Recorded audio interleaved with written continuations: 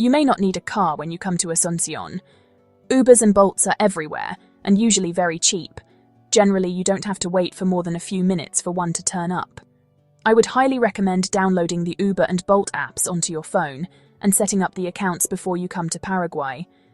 If you set it up in your home country, you can link your card, which makes things so much easier than having to find small amounts of cash all the time, which may be the only option if you set it up in Paraguay.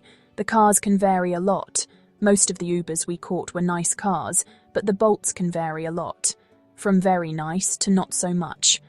I've noticed that the Uber drivers tend to have recording on now for security, and evidently they do not like people slamming doors.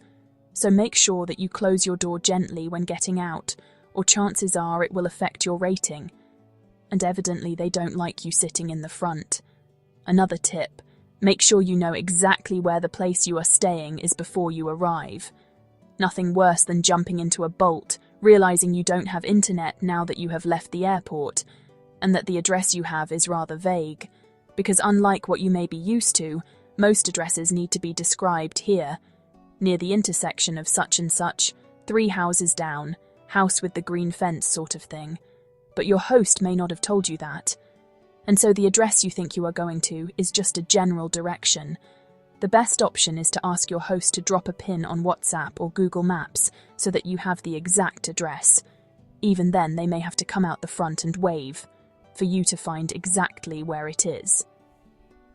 Our driver took us to an address recently that was a dropped pin on Google Maps. Turns out the actual address was around the corner in the next street, around 100 meters away. Also, another big tip for you, if you venture out beyond Asuncion, there are areas where you may not have signal. You need to take a screenshot of the directions on the map of where you are going. Because even if your destination is not very far away, the drivers don't seem to plan ahead, and if the signal drops out, they don't know where to go.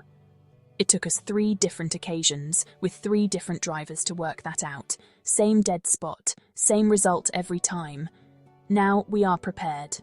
What tips do you have regarding Uber and Bolts in Paraguay? Let us know in the comments below.